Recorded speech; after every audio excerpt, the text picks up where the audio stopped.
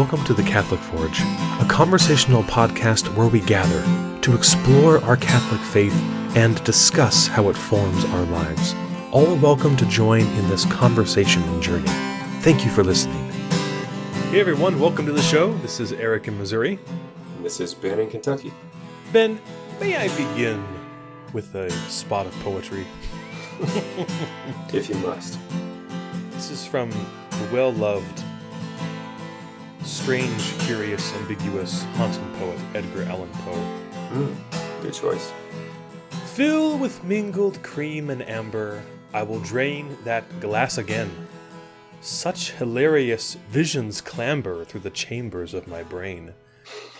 Quaintest thoughts, queerest fancies, come to life and fade away. What care I how time advances? I am drinking ale today. Edgar Allan Poe. To begin a little episode here talking about alcohol, drinking, boozing and cruising. Okay. Drive hammered, get nailed. You know what I'm saying? Whatever it is. Please don't. You gotta put the kid warning on before you say all this. Well, I don't know who would listen to this podcast with their children, but so this one's more for the adults. Although I think we should at some point talk about. Frankly, I wouldn't mind getting to eventually, underage drinking or those issues of. Obviously our kids are decades away from it, or maybe not, but, they go to someone else's house and you don't know what the morality is of the parents there or the grown-ups, and they might say, well, you guys can drink as long as you stay here, like, that kind of stuff. And so, but not quite yet. We'll save that for the third act. But what you kind of laid out some excellent talking points here about alcohol and consumption and drunkenness and morality. So where should we start? Yeah, this topic, it was one that I was excited to do. When we were brainstorming topics for the podcast, and I came up with alcohol as a topic, there's so many facets to it within our faith and within family. Mm-hmm. And I'm really interested how it plays out in the household and the family dynamic with kids. But I guess to start out, the most important question. All right. What is your favorite type of alcohol?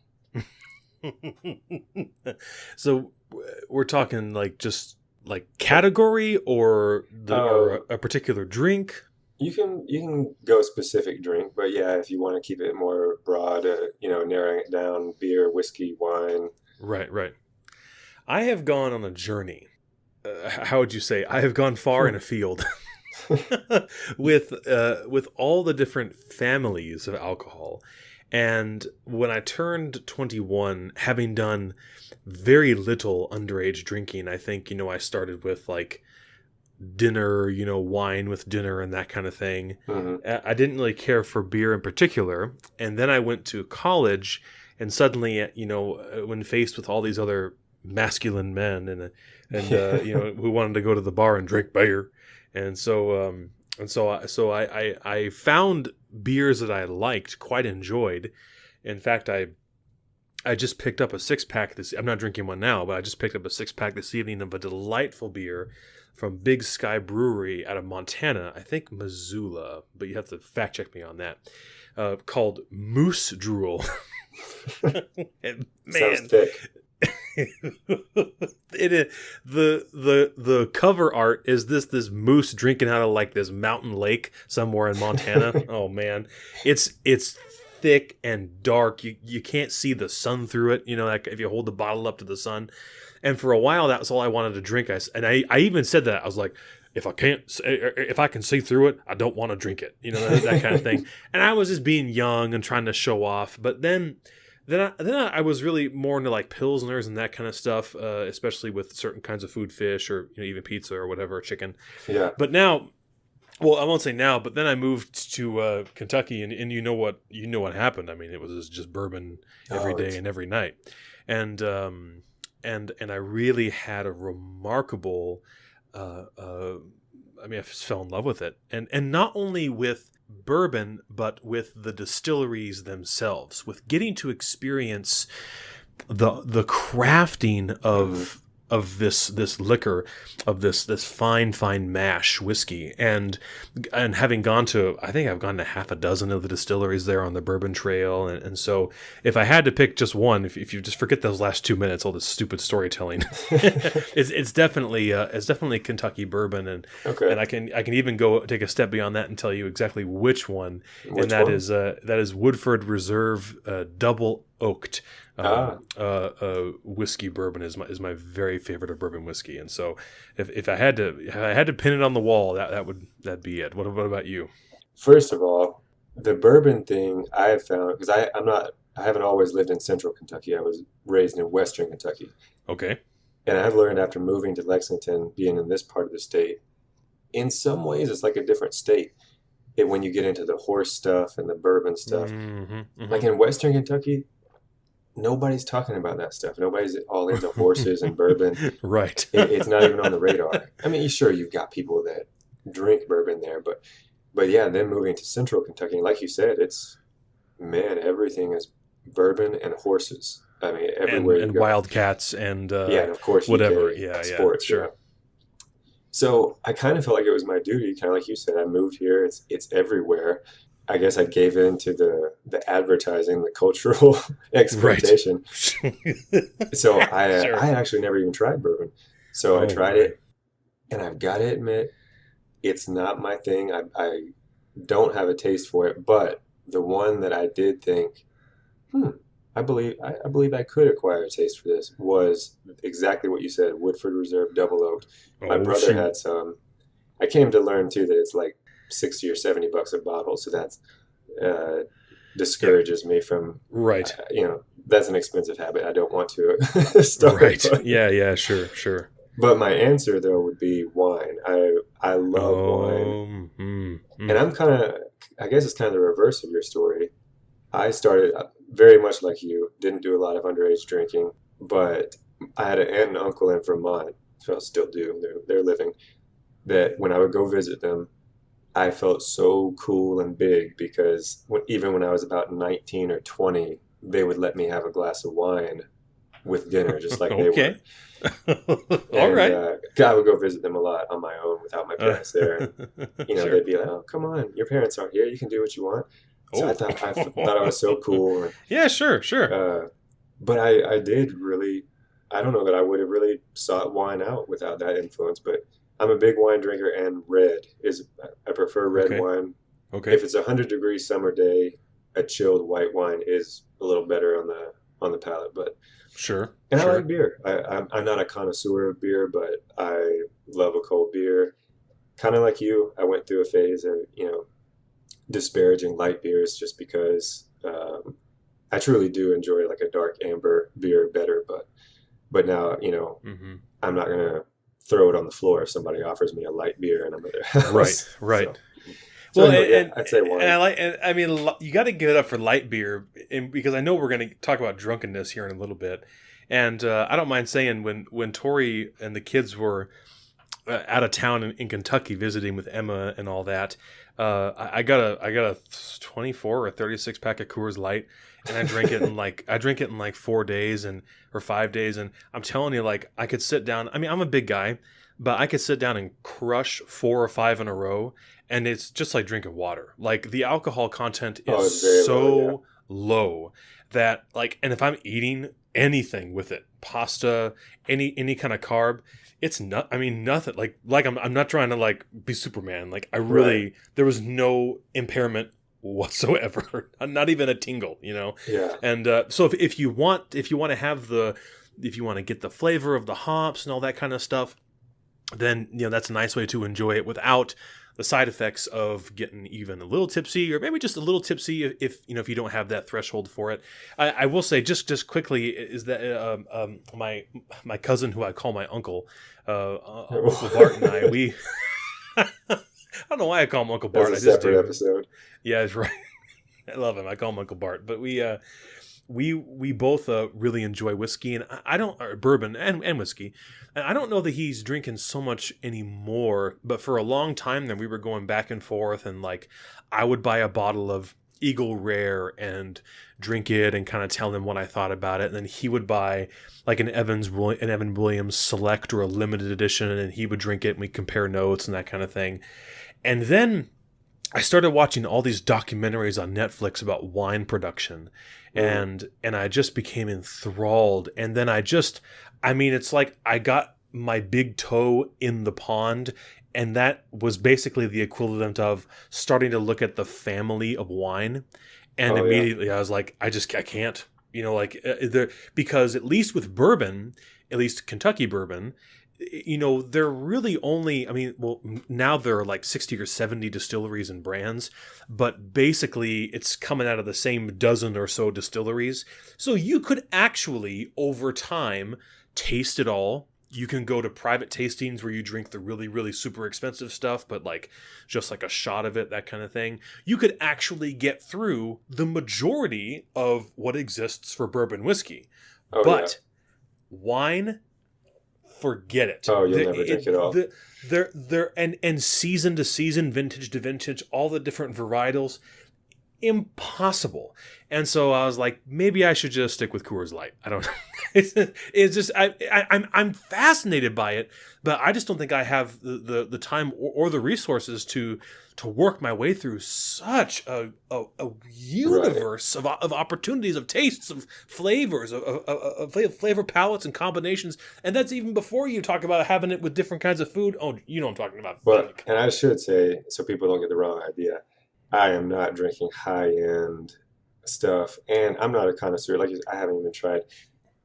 I don't even know the fraction to use. Half is still too much. I haven't even tried a 64th of the wines out there. Right. I'm a creature of habit. I like a couple of types of red, and for budget reasons, the majority of what I drink is the Trader Joe's $3, used to be $2 chuck, now it's $3 chuck. And sure. And that's what my taste buds are used to. So if I just stay away from the expensive stuff long enough, I still think that tastes pretty good, until now and then I'm at someone's house and have like a $20 bottle, and he's like, oh yeah, that is a lot better. Okay, well, we have praised, we have obviously praised booze and alcohol, that's and we've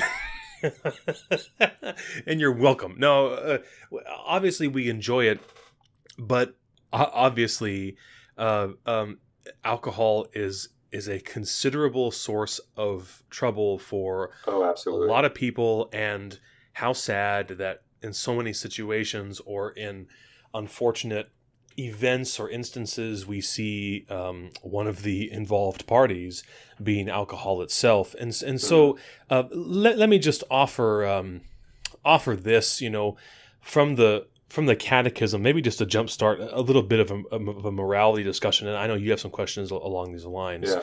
But this is this is a 474 in the catechism. Or is it 228? It's one of those. You can find it.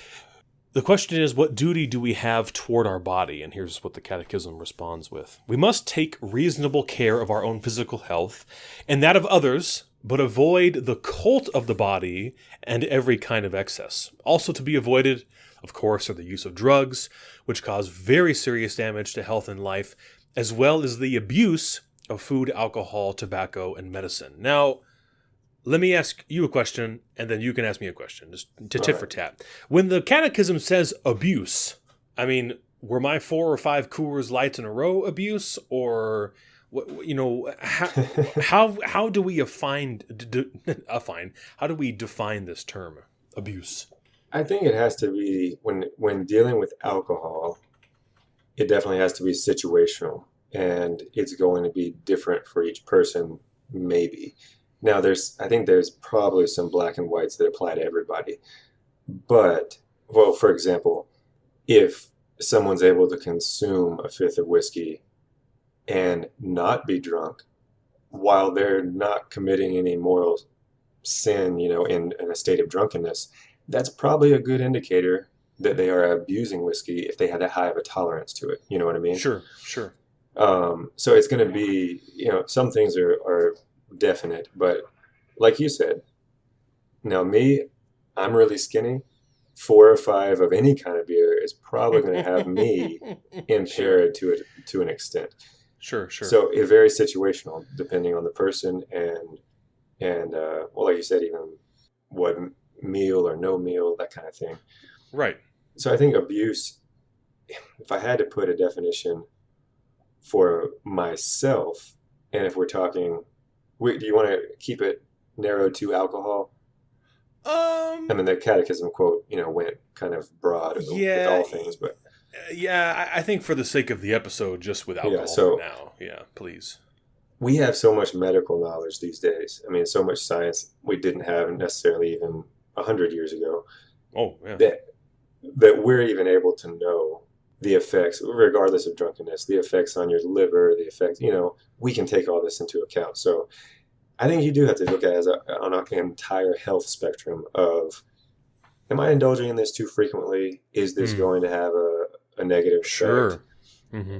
And a financial, of, Yeah. am I dipping into my family's money for that $70 bottle of bourbon or whatever, Yeah. Yeah. when we don't really have the money to do that. So I guess Yeah. that abuse could be all of those things: financial, health, moral.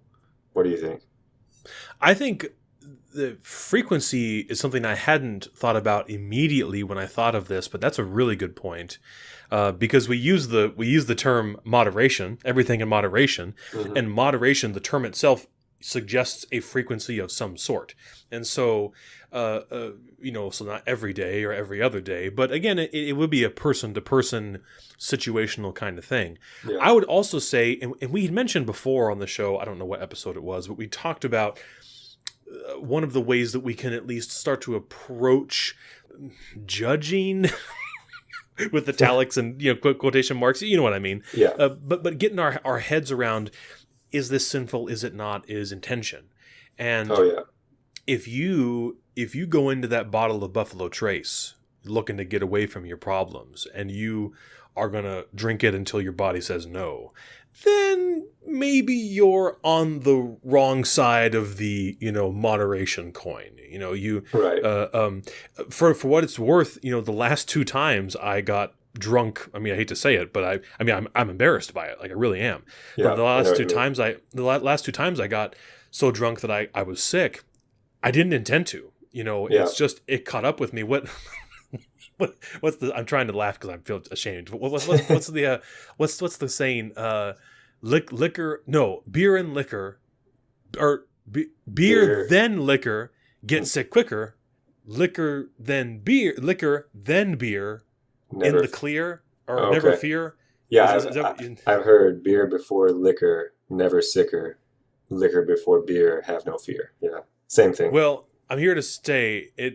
I threw up both ways, and so, but it was one of those things, right? I was at a party. I mean, there was no risk of driving or anything like that, and all of a sudden, I was like, oh, I'm drunk. It's especially with I mean, because like we're talking about like Coors Light. I'm not gonna Google it, but I'm gonna guess that it's like a 2 or 3% alcohol, amount or something like that. I don't know what wine is, but when you get into like whiskeys, you're talking about like 70 to 110 proof, depending on Right. on the distilling method. So A it's typical a you know typical glass of red wine will be about 12 to 13% alcohol in a yeah, 6-ounce glass of wine. So, yeah, and uh, and a hard liquor like whiskey is basically 100% alcohol. right. It's just got all this other stuff in it, these natural, organisms and bacteria and stuff, which, obviously, I mean, I think of 1, 2, 3, 4 or 5 people that have visited Kentucky, and I gave them bourbon, and every one of them said, is this turpentine? Oh yeah. And that's Are why you I don't have a are you taste for it. tricking me into drinking? I said no, it's not in, the initial taste, it's so sharp, and of course the better the quality, then that's why they praise some whiskeys for being mellow, right? Yeah. Because they found a way to cut down, through science, hello, to make that more smooth. And so in any case, wrapping back around, I think intention has a lot to do there. That's what I was going to say. Yeah, I was going to second that. I've been there too. I mean, I specifically remember my brother's wedding reception. I overdid it on wine, and it was one of those situations where I did not set out to get drunk by any means. It was celebratory. Everybody was having a good time. We were there for hours. Yeah. And it was almost just like you kept sipping on something because you were still socializing and still there. And then as soon as it's too late. As soon as you have that realization, like, whoa, I feel dizzy. Well, then you can't take it back. You can't undo it. Yeah. So, all you can do at that point is stop and realize, oh, I got carried away. But like you said, I was embarrassed by that. My wife was extremely, let's say, disappointed. She had never, in our marriage, I've never, ever had that much to drink in one sitting. So she had never, been around me, and I wasn't being obnoxious. Of course, all people say that, but I can truly say I wasn't being obnoxious. Sure. But, I was still altered to the point where she could tell, like, I've never seen you like this. And I was extremely embarrassed, but there was zero intention of it. Versus how many times have you been around, especially in the college environment? People are already talking about it the day before. I'm going to get so drunk tomorrow night. Yeah. Where that's the 100% their intention. And if we want to jump off that into the why it's a sin, you can throw in your 2 cents here too. Thank you. Yeah. I didn't come up with this, of course. I've always heard and read that one of our biggest gifts that God gave us is our reasoning, is our mind. Yeah. And to willingly throw that away, to willingly spit on that gift and say, you made me the crown of all creation, but I'm going to put myself into a state where I act like a dog. That's just a huge affront to God's goodness and to that gift of reason and logic and our humanness, our cognizance that no other animal has. So that's one thing that I think makes it such a sin, to intentionally throw away your intelligence like that. But then, of course, it comes with the whole handful of, you're opening a gate. Everyone knows that alcohol limits your reasoning power. So what kind of sins might I commit in that altered state? Yeah. So it's not just the sin of the drinking itself, but am I going to kill someone in a car accident? Am I going to have some promiscuous relationship that I would never have consented to if I was sober, Yeah. So it's almost like when you're tipping that bottle, you're having to think of the morality of every moment that's going to follow after that as well. Yeah, absolutely.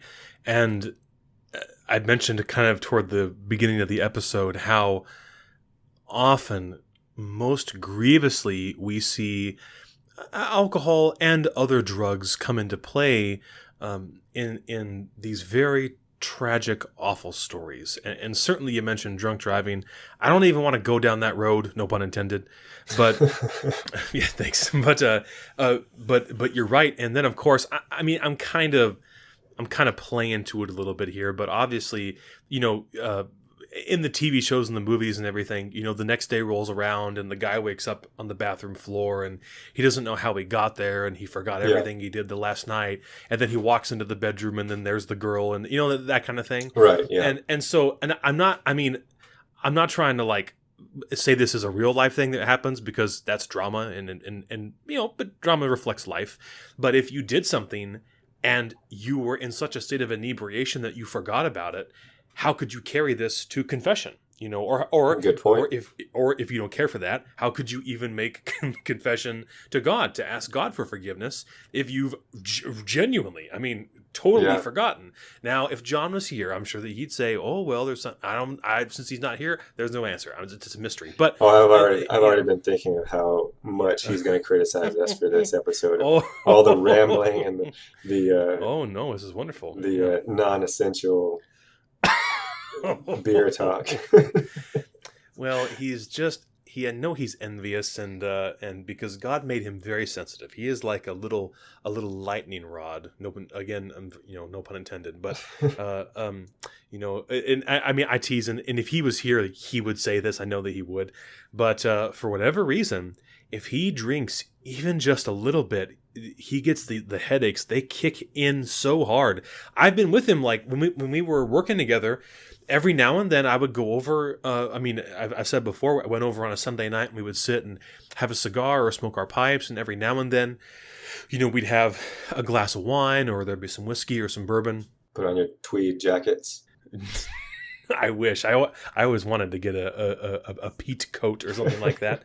But for a long time, I wanted Tori to get me one. Thank goodness she never did. But anyway, in any case, I saw it happen where he would take like 1 or 2 gulps of wine, and immediately, I mean, almost immediately, you could see, how like you squeeze your eyes when you get a bad headache. Oh yeah, because you're trying to like relieve the pressure or whatever. And I was like, oh man, and he just, it just hurt him. And so that's the way God made him. And he's beautiful, and that's okay.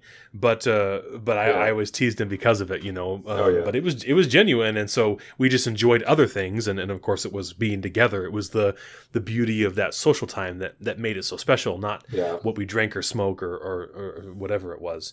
The Bible has got so much to say about this, and I know we're kind of sneaking up on a half an hour here, but if we could just, one thing I think it's kind of funny. It's from 1 Timothy. This is kind of a deep cut, but maybe some people already know where I'm going.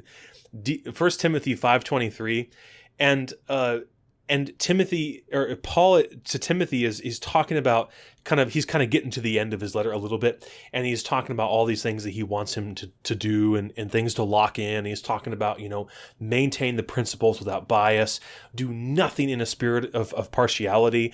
Here's 5:22. Do not lay hands upon anyone too hastily and thereby share responsibility for the sins of others, keeping yourself free from sin. And then here it comes.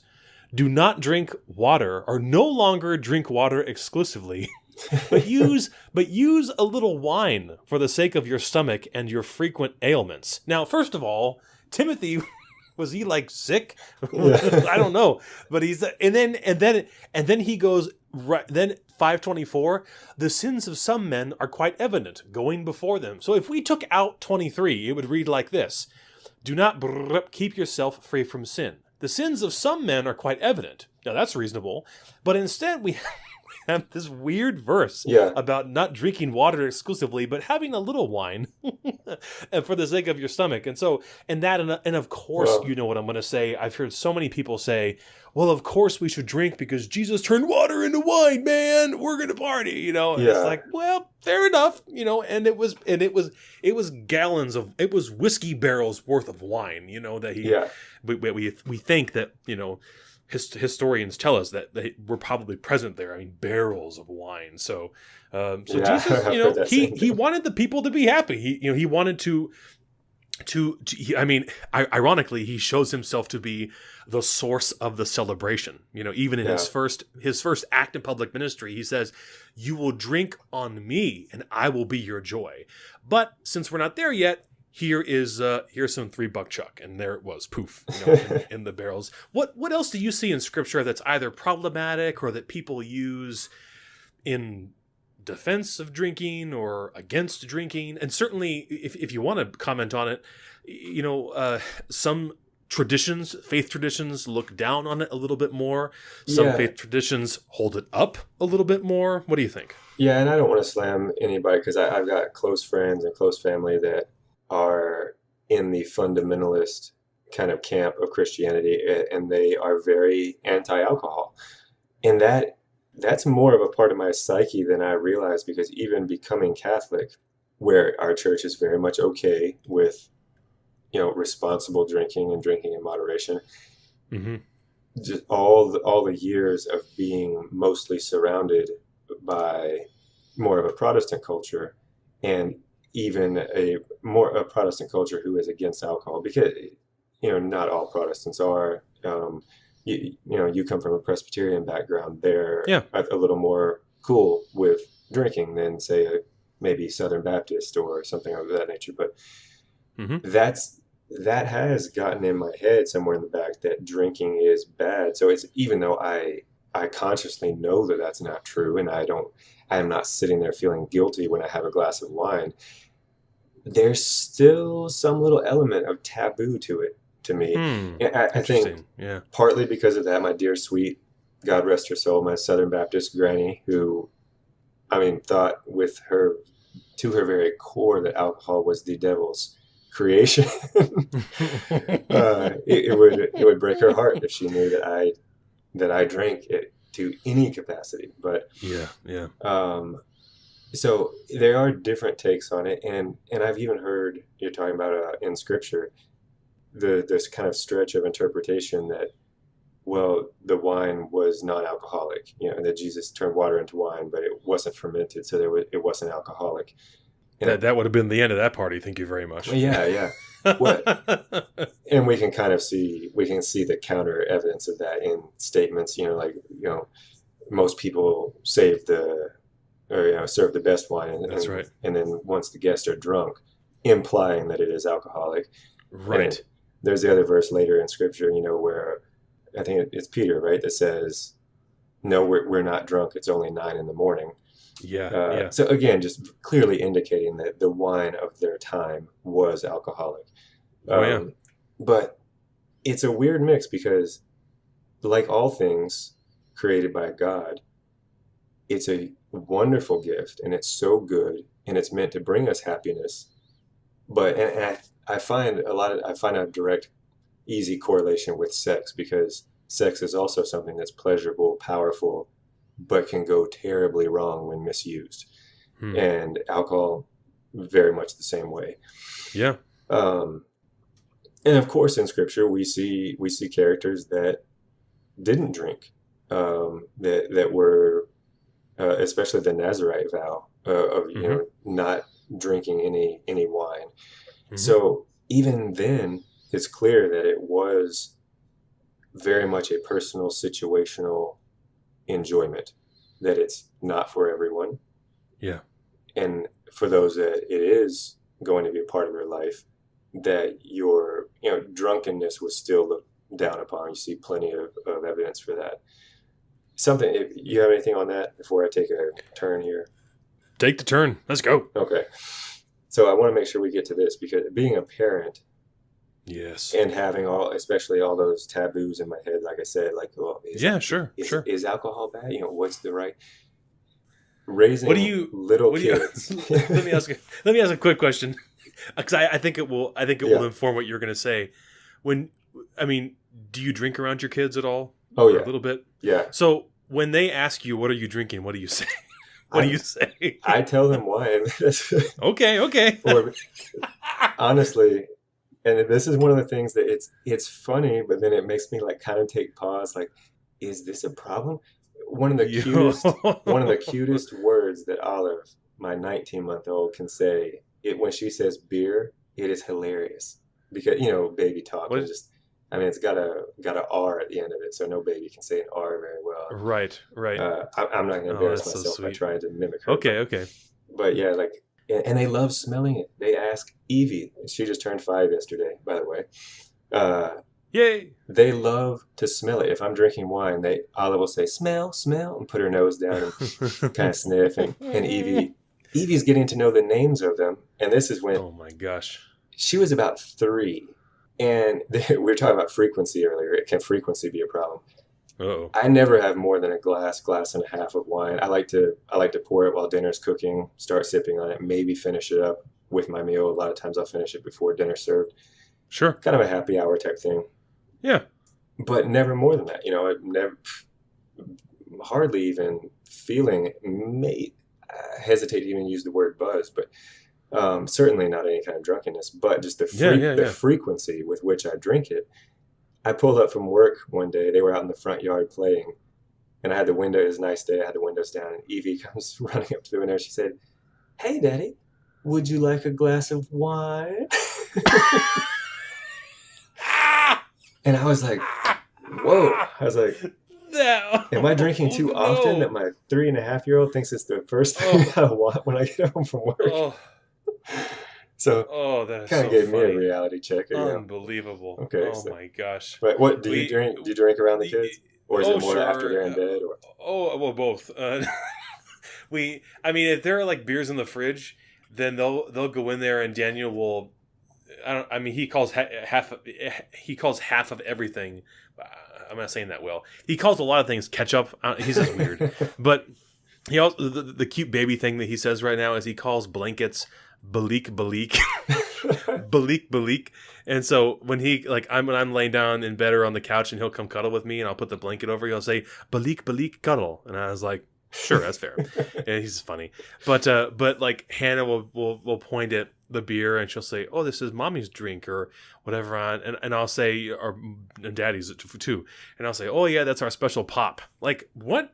Just call it beer. I don't know why. Only after the fact I'm like, just call it beer and wine. That's what they are. It's okay. And I have there is and now that I think about that, the dots are connected for me. That I also feel that little sense of taboo exactly as you described. There's no reason for it. There's no need to be ashamed. Yeah. But yeah, go ahead. No, I've asked myself a lot where that comes from, and I think it is just because it's kind of like you don't want to play with fire in front of a young kid, and just sitting there striking matches and throwing them on the ground or whatever, because you know that they don't have the knowledge of how to control that, and I think that's where part of it comes from, is just that at its core it can be a dangerous substance, and there's no way to explain to your kid why or how. Yeah. That's my biggest thing, is even at 5, it's hard for me to explain to Evie why it's just for grown-ups. And thankfully, she hasn't asked in detail. She's just taken my answer that, no, this is just for grown-ups. And when you're a grown-up, if you want to drink wine, you can. Yeah. But if she were to push me on that, it's kind of awkward to get into it with a kid, like, well, if you drink too much of this, it can hurt you or make you act silly. Because then the kid's just going to be like, well, then why would you even drink it? Right. Sure. Yeah. Yeah. So, yeah. Please. Oh, no. You can go ahead. Well, I was going to say, I remember being like 6 or 7 and we were sitting out in the back porch, probably a beautiful day in Oregon, few and far between. And I remember my dad was drinking something, it was a beer and it was like Natty Light or Busch Light or whatever it was. And I said, "Can I try it?" And he's like, "Sure." and he knew what was going to happen. I spit it out. I mean, that's the thing is like, he wasn't being a bad parent at all. He's like, "You are not going to like this." Now I will offer this. Maybe we can wrap up here. I want to throw it back to you. I will say, and this is just a pro tip. If your babies are teething and you got some whiskey in the house, I've heard that. It will work. At least it worked for both of mine. Just you don't have to pour it into their mouth. Just stick your thumb in the bottle. Then just get your thumb wet and then rub it right on their gums. Yeah. And first of all, okay. I'm not going to try to explain the science of it because I'll embarrass myself. But next time you have some whiskey, just put a little drop on your palm, right? Just a little bit on your palm, and then smack your hands together and rub your hands together like this. Can you hear it? Yeah. And then smell your palms, and you'll smell the yeasts that are in the whiskey, right? Because the heat warms it up, right? Of course it does. That's what heat does. And so if you leave that whiskey on your thumb for just a little bit, rub it on their gums, they'll get that sweetness. It won't be biting. It'll be sweet to them. And then, of course, the alcohol will do its job and it'll help to numb and take away some of that teething pain. I'm telling you, it worked on Hannah at 4 a.m, when she was just screaming and Tori had the end of it. And I said, "All right, let's go to the Woodford Reserve," and boom, and she was good. Now, she went back to bed. Was Tori on board with that, or did you have to kind of convince her that it was all right? I just did it and showed her that it worked. Okay. And our daughter lived through the night, and our son did too. Because I think that taboo kind of factors in there, like, oh, they're gonna end up drunks. I don't think so. Now I don't know. I am not a physician of any kind, but I think just a little itty bitty teeny tiny bit, on their gums. A brushing, like it's like egg wash on top of something you bake. You don't taste the egg. It's just there. It's just an accent. It's like the tiniest little bit. I probably shouldn't have used egg wash as an example. Okay, let me throw one more silly quote out here, okay, and then you can take it home for us, all right? All right. And because we talked about other Christian traditions, and so I want to bring in a quote from from Martin Luther, the great reformer that he was. And this is what he says, and it's kind of a fun little litany here, sort of. He said, "Whoever drinks beer, he is quick to sleep. Whoever sleeps long does not sin. Whoever does not sin enters heaven. Thus, let us drink beer." I guess history says, and our Lutheran friends out there, I'm thinking of my friends Doug and Adam and Josh and Eric, they would know. I guess he brewed beer and that kind of thing, and so it was a big part of his life, after he left Rome. Yeah, so anyway, well, do you have anything here to kind of close us out with, Ben? A little? I hate to, no pun intended. Do you have a little nightcap for us? Well, one thing, 'cause I think we'd be doing the topic a disservice if we left this on the table. So real quick, we've covered that drunkenness is a sin. Sure. And no matter what any Catholic tells you, that is the belief of the Catholic Church. Because we can have a bad rap and a stereotype of being drunkards or okay with drunkenness. Yeah, sure. So covering that, but is being buzzed a sin? I want the Eric theology. What do you think? Golly gee, I'm trying to think of other things in the natural realm that are equivalent to it. So would be getting a rush of energy from coffee being a sin? Yeah. Or that glorious, sort of warm blanket of lethargy that overcomes one after a visit to the local buffet? I don't know. Now we're going into gluttony, so that's a different episode.